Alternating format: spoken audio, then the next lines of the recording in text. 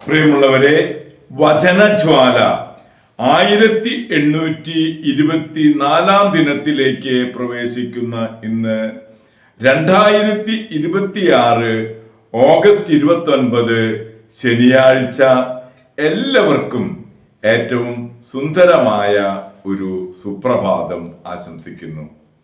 ഇന്നത്തെ വചന വായനയിൽ ജോയേലിന്റെ പുസ്തകം 2-ാം അധ്യായം 1 മുതൽ 11 വരെയുള്ള തിരുവാക്യങ്ങളാണ് നാം ശ്രവിക്കുക.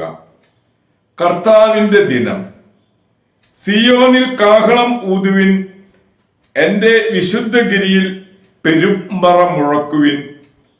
ദേശവാസികൾ സംഭ്രാന്തരാകട്ടെ, കർത്താവിന്റെ ദിനം ആഗതമായിരിക്കുന്നു, അത്യാസന്നമായിരിക്കുന്നു. അത് അന്ധകാരത്തിന്റെയും മനത്തകർച്ചയുടെയും ദിനമാണ്, കാർമേഘങ്ങളുടെയും കൂരുരുട്ടിന്റെയും ദിനം. ശക്തിയും പ്രതാപവുമുള്ള ഒരു ജനതതി അന്ധകാരം പോലെ പർവ്വതങ്ങളിൽ വ്യാപിച്ചിരിക്കുന്നു. ഇതുപോലൊന്ന് ഇതിനു മുമ്പ് ഉണ്ടായിട്ടില്ല, തലമുറകളോളം ഇനി ഉണ്ടാവുകയുമില്ല. അവർക്ക് മുന്നിൽ വിഴുങ്ങുന്ന തീ, പിന്നിൽ ആളുന്ന തീ. അവർക്ക് മുൻപിൽ ദേശം ഏദൻ തോട്ടം പോലെ, പിന്നിൽ മരുഭൂമി പോലെയും. അവരുടെ ആക്രമണത്തിൽ നിന്ന് ഒന്നും രക്ഷപ്പെടുന്നില്ല. കുതിരകളെപ്പോലെ അവർ വരുന്നു, പടക്കുതിരകളെപ്പോലെ അവർ പായുന്നു. രഥങ്ങളുടെ ഇരമ്പലെന്ന് തോന്നുമാറ് അവർ മലമുകളിൽ കുതിച്ചു ചാടുന്നു. വൈക്കോലിന് തീ പിടിക്കുമ്പോഴുണ്ടാകുന്ന കിരുകിര ശബ്ദം പോലെയും, ശക്തമായ സൈന്യം മുന്നേറുമ്പോഴുള്ള ആരവം പോലെയും തന്നെ. അവരുടെ മുൻപിൽ ജനതകൾ ഭയവിഹുലരാകുന്നു, എല്ലാവരുടെയും മുഖം വിളറുന്നു. യുദ്ധവീരരെ പോലെ അവർ പാഞ്ഞടുക്കുന്നു, പടയാളികളെ പോലെ മതിലുകൾ കയറുന്നു. നിരതെറ്റാതെ ഓരോരുത്തരും തന്താങ്ങളുടെ മാർഗത്തിൽ അടിവെച്ചു നീങ്ങുന്നു. പരസ്പരം ഉന്തിമാറ്റാതെ അവരവരുടെ പാതയിൽ ചരിക്കുന്നു. ശത്രുവിന്റെ ആയുധങ്ങൾക്കിടയിലൂടെ അവർ കുതിച്ച് നീങ്ങി, ആർക്കും അവരെ തടയാനായില്ല. അവർ നഗരത്തിന്മേൽ ചാടി വീഴുന്നു, മതിലുകളിൽ ഓടി നടക്കുന്നു. കള്ളനെപ്പോലെ ജാലകങ്ങളിലൂടെ വീട്ടിനുള്ളിൽ കടക്കുന്നു. അവരുടെ മുൻപിൽ ഭൂമി കുലുങ്ങുന്നു, ആകാശം വിറകൊള്ളുന്നു, സൂര്യചന്ദ്രന്മാർ ഇരുണ്ടുപോകുന്നു, നക്ഷത്രങ്ങൾ തങ്ങളുടെ പ്രകാശം മറച്ചു കളയുന്നു. തന്റെ സൈന്യത്തിന്റെ മുൻപിൽ കർത്താവിന്റെ ശബ്ദം മുഴങ്ങുന്നു. അവിടുത്തെ സൈന്യം വളരെ വലുതാണ്, അവിടുത്തെ ആജ്ഞ നടപ്പിലാക്കുന്നവൻ ശക്തനാണ്. കർത്താവിന്റെ ദിനം മഹത്വം അത്യന്തം ഭയാനകവുമാണ്. ആർക്ക് അതിനെ അതിജീവിക്കാനാകും? ദൈവത്തിന്റെ തിരുവചനമാണ് നാം ശ്രവിച്ചത്. പ്രിയമുള്ളവരെ, ആഗോള കത്തോലിക്ക സഭയിൽ ഇന്ന് വിശുദ്ധ എവുപ്രാസ്യമ്മയെ അനുസ്മരിക്കുന്ന വൻസുദിനം. 1877 ഒക്ടോബർ 17-ാം തീയതിയാണ് എവുപ്രാസ്യ ജനിച്ചത്. ലീമായിലെ വിശുദ്ധ റോസിന്റെ ബഹുമാനാർത്ഥം മാമോദീസായിൽ അവൾക്ക് റോസ എന്ന നാമം നൽകപ്പെട്ടു. പരിശുദ്ധ കന്യകാമറിയത്തോടുള്ള ആഴമായ ഭക്തിയാൽ മുദ്രിതമാക്കപ്പെട്ട ഒരു വിശുദ്ധിയുടെ പാതയിലേക്കാണ് അവളുടെ ഭക്തയായ അമ്മ അവളെ ബാല്യത്തിലെ കൈപ്പിടിച്ച് നടത്തിയത്.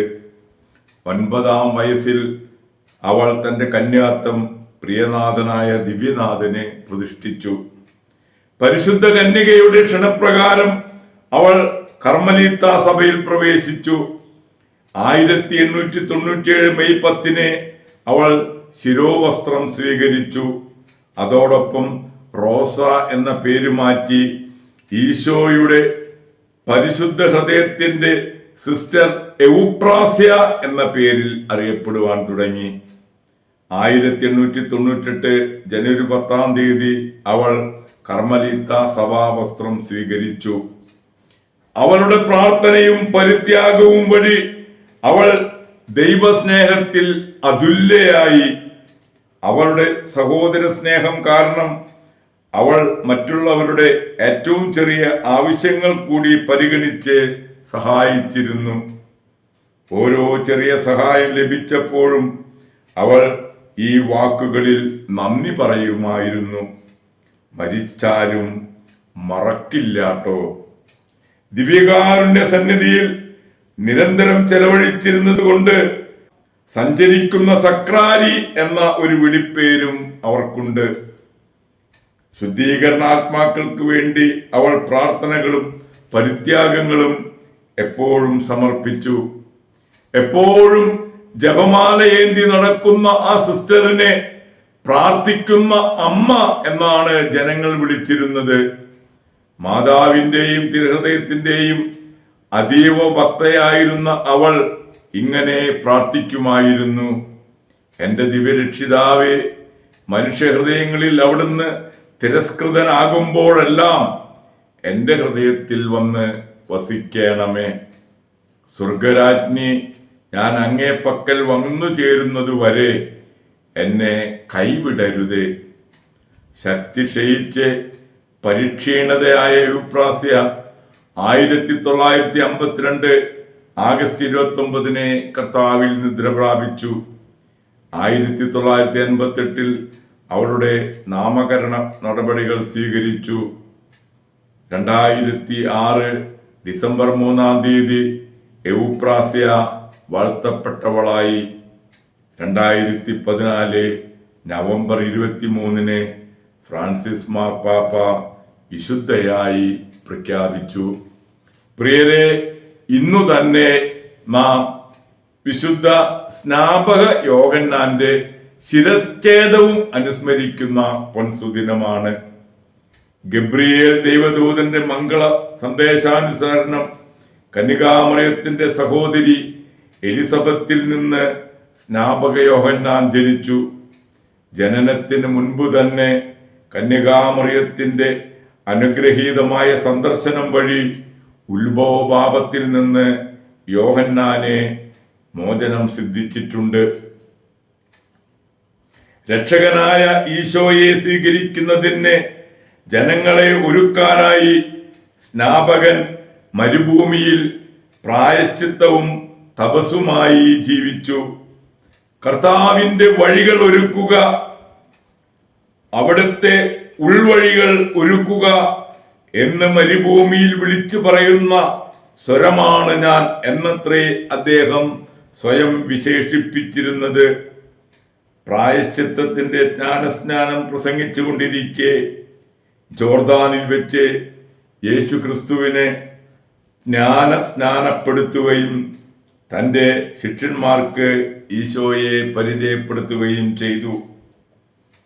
ഹെറോദേസ് രാജാവ് തന്റെ സഹോദരൻ ഫിലിപ്പിന്റെ ഭാര്യയെ ഹെറോദിയെ കൂടി സ്വന്തം ഭാര്യയായി താമസിപ്പിച്ചു. അത് ശരിയല്ലെന്ന് ഹെറോദേസിനെ ശാസിച്ചതിന് പ്രതികാരമായി യോഹന്നാനെ കാരാഗ്രഹത്തിൽ അടയ്ക്കുകയും ഹെറോദേസിന്റെ നിർദ്ദേശപ്രകാരം ഒരു പടയാളി കാരാഗ്രഹത്തിൽ ചെന്ന് സ്നാപക യോഹന്നാന്റെ സ്ഥലവെട്ടി ഒരു താലത്തിൽ വെച്ച് സലോമിക്ക് കൊടുക്കുകയും ചെയ്തു. പ്രിയമുള്ളവരെ, ഇന്ന് നമ്മൾ നമ്മളുടെ തൊട്ട അയൽവക്കത്തുള്ള വിശുദ്ധ എവുപ്രാസ്യാമ്മയുടെയും വിശുദ്ധ യോഹന്നാന്റെ ശിരച്ഛേദവും അനുസ്മരിക്കുന്ന ഈ പൊൻസുദിനത്തിൽ ഇവരുടെ മാധ്യസ്ഥം നമുക്ക് പ്രത്യേകം യാചിക്കാം. എല്ലാവർക്കും നല്ല ഒരു ശനിയാഴ്ച ദിവസം ആശംസിക്കുന്നു. ദൈവം നമ്മെ ഓരോരുത്തരെയും സമൃദ്ധമായി അനുഗ്രഹിക്കട്ടെ.